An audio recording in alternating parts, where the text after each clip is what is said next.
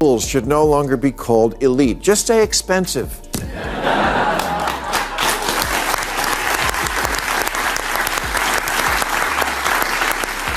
Which may be why they breed a particular brand of detestable graduate, a personality type that does not emerge from Chico State.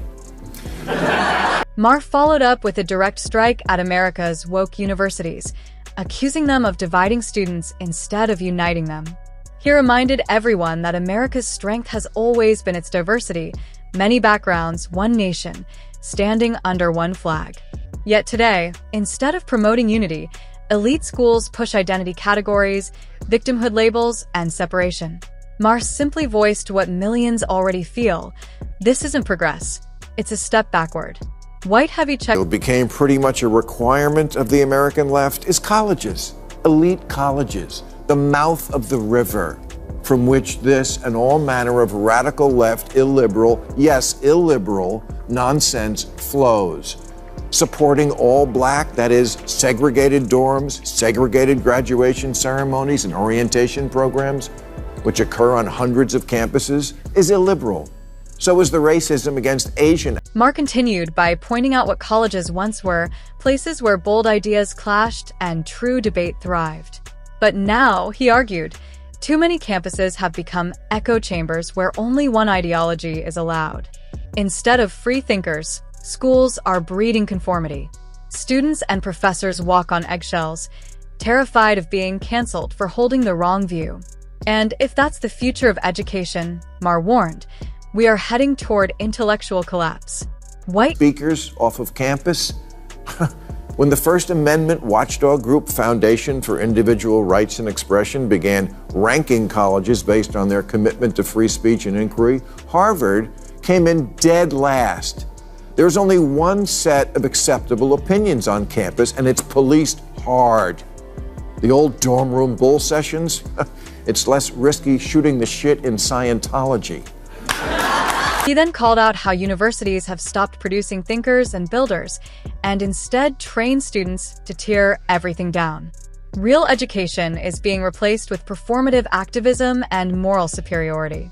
History isn't being studied, it's being rewritten to match modern narratives. Maher's message was clear. This isn't higher learning anymore. It's ideological programming disguised as education. White heavy check wrote that he who knows only his own side of the case knows little. To which today's college students respond, he and his are cis pronouns.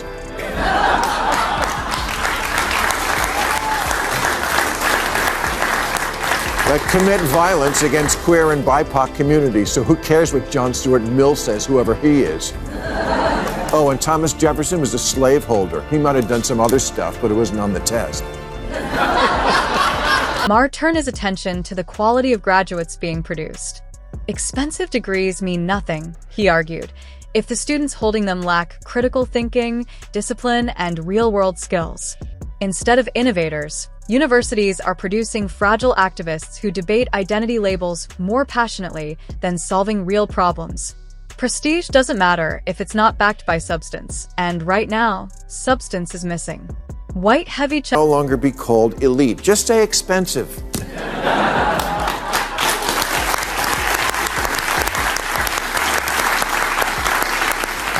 Which may be why they breed a particular brand of detestable graduate, a personality type that does not emerge from Chico State. The audience reaction when Maher mentioned Senator Josh Hawley said everything. Awkward applause. Visible discomfort. Maher doesn't have to like Hawley, but disliking someone doesn't make their supporters stupid. Free speech means every side gets a voice, whether people agree or not. That's democracy. Loud, messy, and diverse. Maher reminded viewers that opinion isn't truth, and liking or hating a politician is personal, not moral. White someone decent, but for every Barack Obama, there are two Josh Hawleys. The former debate team jerk-off who had no friends, that no one likes today, and yet somehow manages to win a statewide popularity contest. Box-checking brown-nosers who don't actually believe anything except that tricking stupid people's fun. Maher then highlighted the painful irony. The same politicians fueling class resentment preach anti-elite messaging while mingling with elites and flying first class. He called out figures like AOC and Bernie for praising foreign nations with questionable human rights records while attacking America, the country that gives them freedom to speak and lead. Instead of gratitude for opportunity, they encourage outrage. And Maher wasn't afraid to call out the double standard. Like these men like these, and the kids who signed the Harvard letter have nothing in common. Actually, I think they do. They all came out of an asshole factory.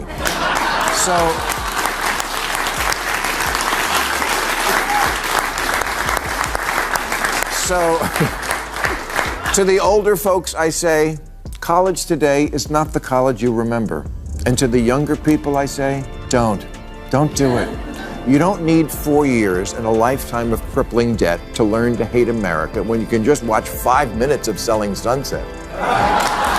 But Maher also acknowledged a growing resistance. And leading that charge, he said, is Donald Trump. Trump has openly challenged universities he believes have abandoned academic rigor for political indoctrination. Whether someone loves Trump or hates him, Maher noted one thing: millions of parents and students support the pushback. People want education, not activism. And this movement could be a turning point. Have 300 grand they absolutely need to flush down the toilet, put it in crypto, or buy a van, go to a national park and feed yourself to a bear.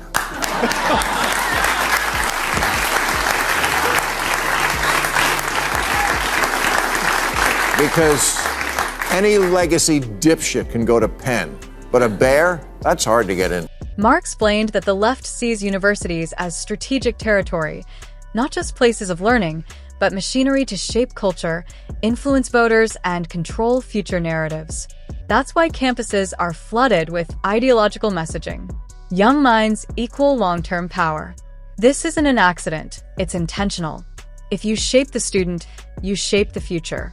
White heavy check. American Families Plan asks the taxpayers to pony up hundreds of billions so that everyone can go to college, and billions more for subsidized childcare so our kids can go to school while we go to school. The theory being that all this education trickles down and eventually gets to Florida.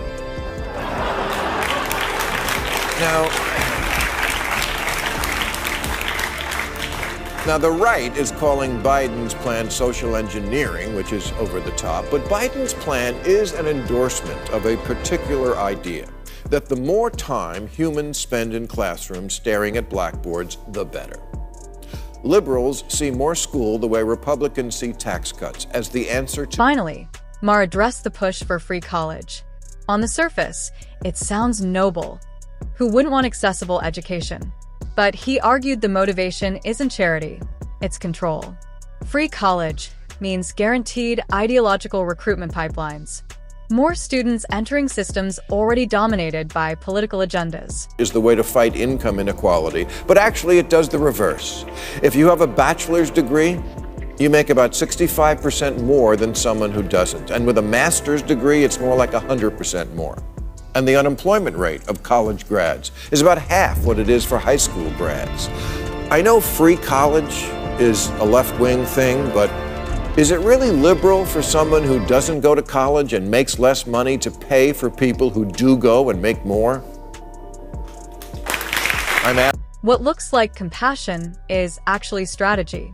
And Maher's closing message was blunt. Universities were meant to defend truth, not manufacture belief systems. If voices like his keep speaking out, maybe real balance can return. Thanks for watching. Hit like, subscribe, and stay tuned for more.